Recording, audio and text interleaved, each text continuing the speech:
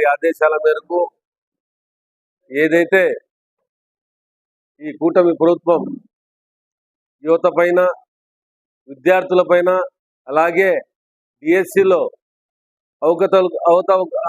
అవకతవకలు ఏం జరిగినాయో దానిపైన మా వైఎస్ఆర్ కాంగ్రెస్ పార్టీ ఏదైతే నిరసన చేపడుతుందో దాని గురించి వివరించడానికి నిర్వహించిన ఈ కార్యక్రమానికి విచ్చేసిన మన కదిరి కన్వీనర్ బాబ్జాన్ గారికి, అలాగే తనకల్లు మరియు గాండ్లపెంట కన్వీనర్లు రవీంద్రారెడ్డి అన్న, అశోక్ రెడ్డి అన్న గారికి, మాజీ కౌన్సిలర్లు, స్టేట్ జాయింట్ సెక్రటరీ లింగాల నరసింహారెడ్డి గారికి, మున్సిపల్ విభాగం జాయింట్ సెక్రటరీ లింగాల కృపాకర్ రెడ్డి గారికి, అలాగే ఇక్కడ విచ్చేసిన మాజీ సర్పంచ్లు, ఎంపీటీసీలు, జెడ్పీటీసీలు, యువత విద్యార్థి విభాగాల కన్వీనర్లు మరియు చాలా పదవులు ఉన్నాయి. ప్రతి ఒక్కరికి వైఎస్ఆర్సీపీ కుటుంబ సభ్యులందరికీ నేను పేరు పేరున హృదయపూర్వక నమస్కారాలు, అలాగే వారికి కృతజ్ఞతలు తెలియజేస్తున్నాను. చాలా మంది పదవులు తీసుకుని ఉంటారు, వారికి కూడా నేను సందర్భంగా తెలియజేస్తున్నాను. ముఖ్యంగా ఈనాటి కార్యక్రమం రానున్న 4 రోజులు నిరాదీక్షలు ఎలా చేయాలి, దాని తర్వాత 10వ తేదీ ర్యాలీ ఎలా నిర్వహించాలి దానిపైనే ఈ కార్యక్రమం. దానికన్నా ముందు ఈ కూటమి ప్రభుత్వం ఎన్నికల ముందు మేము ఏదో మెగా డిఎస్సి నిర్వహిస్తాం, ప్రతి ఒక్కరికి టీచర్ ఉద్యోగం ఇస్తామని అబద్ధాలు చెప్పి వచ్చి నేను చెప్పేదానికన్నా టోపీ వేసి వచ్చింది. అలాంటి ప్రభుత్వం ఈరోజు డిఎస్సి నిర్వహించి 15,000, 18,000 పోస్టులు ఇవ్వడం జరిగింది. దాంట్లో కూడా చాలా అవకతవకలు జరిగినాయి. విద్యాశాఖ మంత్రి స్వయంగా ఎన్నెన్నో మాట్లాడతారు, కానీ డిఎస్సి వచ్చేసరికి ఆయన చాలా ఫెయిలియర్ అయినారు. కాబట్టి ఆయన నైతిక బాధ్యత వహించి ఏదైతే డిఎస్సిలో అవకతవకలు జరిగినాయో దానిపైన ఆయన వెంటనే ఆయన మంత్రి పదవికి రాజీనామా చేసి ఈ రాష్ట్ర యువతకు, విద్యార్థులకు క్షమాపణ చెప్పాలని కూడా నేను ఈ సందర్భంగా తెలియజేస్తున్నాను.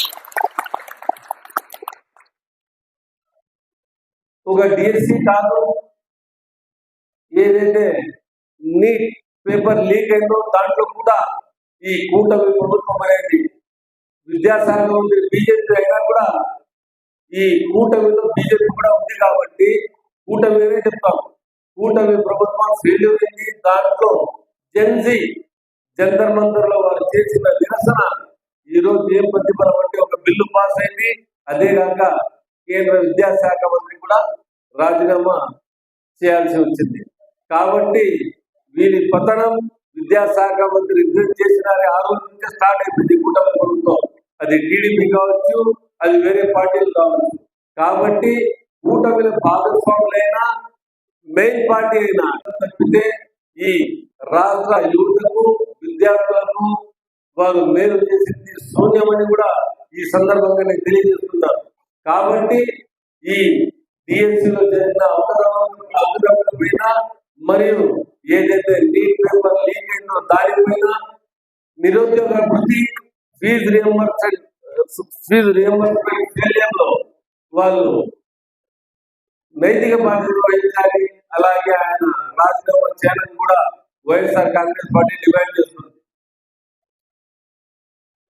ఈ కార్యక్రమం పైన రానున్న 6వ తేదీ అంటే రేపులా మన్నాడు గురువారం నుండి శనివారం వరకు 6, 7, 8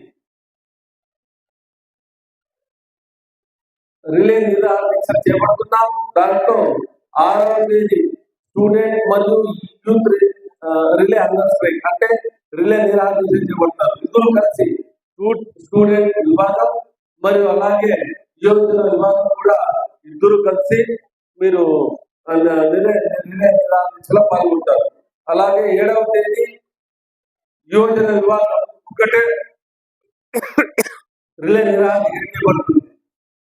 8వ తేదీ విద్యార్థి విభాగం రిలే నిరాహార పాల్గొంటారు. ఆఖరికి 10వ తేదీ కదిరిలో విద్యార్థి మరియు యువజన విభాగం అలాగే డిఎస్సి అభ్యర్థులు ఎవరికైతే ఉద్యోగాలు రాలేదో వారు ప్రతి ఒక్కరూ ర్యాలీలో పాల్గొనాలి. అంటే ర్యాలీ అనేది స్టూడెంట్ మరియు యువజన విభాగం అలాగే డిఎస్సిలో ఎవరైతే పాల్గొని ఈ ఏదైతే హబ్బం జరిగిందో దాంట్లో వాళ్ళు విక్టిమైజ్ అయినారో విక్టిమ్స్ అయినారో ప్రతి ఒక్కరూ పాల్గొని ఏదైతే వైఎస్ఆర్సీపీ కార్యక్రమం చేపట్టినో వాళ్ళంటే ఈ ర్యాలీలో పాల్గొనాలని నేను ఈ సందర్భంగా మిమ్మల్ని అభ్యర్థిస్తున్నాను.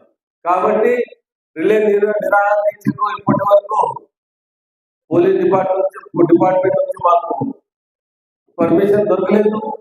ఈరోజు పొద్దున కూడా నేను టౌన్ కన్వీనర్ ఎదురు డిఎస్పీతో మాట్లాడడం జరిగింది. ఆయన మేము అనంతపురం ఉమ్మడి జిల్లాలో డ్యూటీ ఇప్పటి వరకు మేము పర్మిషన్ ఇవ్వలేదు. పర్మిషన్ ఎక్కడైనా ఇస్తే దాని బేస్ పైన చూస్తాం, లేకపోతే మేము చెప్తారు. వాళ్ళు ఇకపోతే ఏదో చోట చూసుకుని టెంట్ వేసి నేను ఉంటాను మీతో కలిసి మేమంతా కలిసి కూర్చుంటాం, నేను మీతో కూర్చుంటాను, మేము నిరాహార స్టార్ట్ చేస్తాం. కాబట్టి రిలే నిరాహార దీక్షలో ఏదో 10 మంది మీరు వచ్చి కూర్చుండేదో 10 మంది వాళ్ళు కూర్చుండేదో కూర్చొని మా బలం చాలా తక్కువ ఉంది. నిరూపించిన కన్నా ఎక్కువ మోతాదులో విద్యార్థి విభాగం కానీ యువజన విభాగం కానీ డిఎస్సి అభ్యర్థులు కానీ ఎక్కువ సంఖ్యలో కూర్చొని మా ఏముందో మా డిమాండ్స్ వాళ్ళకు తెలియజేసేట్టు మేము ఈ నిరాహార చేయాలని కూడా ఈ సందర్భంగా మిమ్మల్ని కూడా నేను వేడుకుంటున్నాను.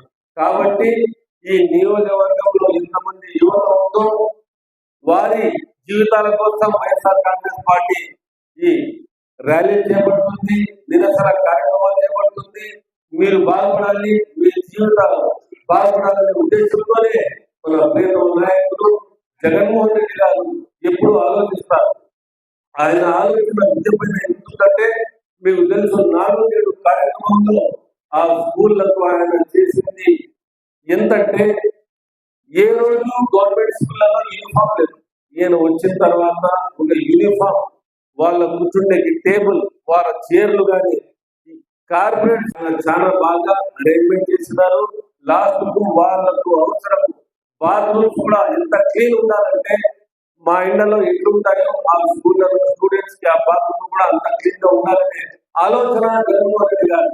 వారి కోసం ఆయన ఏదైతే భోజనం మిడ్ డే మీల్ కానీ వాళ్ళకు ప్రతిరోజు మెనూ తయారు చేసిన ఘనత ఒక జగన్మోహన్ రెడ్డి గారికి దక్కుతుంది. కాబట్టి ఈయన విద్యకు ఇచ్చే ఇంపార్టెన్స్ అలాగే యువతకు, ఎందుకంటే యువత తెలిసి రానున్న ఈ ప్రపంచంలోనే కాదు ఈ దేశంలో కాదు ప్రపంచంలో జెన్సీ అనేది ఒక రెవల్యూషన్. మీరే ఈ దేశానికి బాగు చేస్తారు.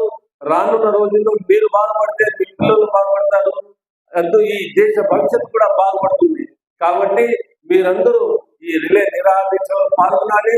మీ పిల్లల భవిష్యత్తు కోసం, మీ భవిష్యత్తు కోసం, రానున్న జనరేషన్ కోసం మీరందరూ ఈ రోజు నిలబడాలని కూడా వైఎస్ఆర్సీపీ మీకు డిమాండ్ చేస్తుంది. మీరందరూ ఏదైతే షెడ్యూల్ ఇచ్చినామో దాంట్లో మీరు తప్పకుండా పాల్గొనాలి.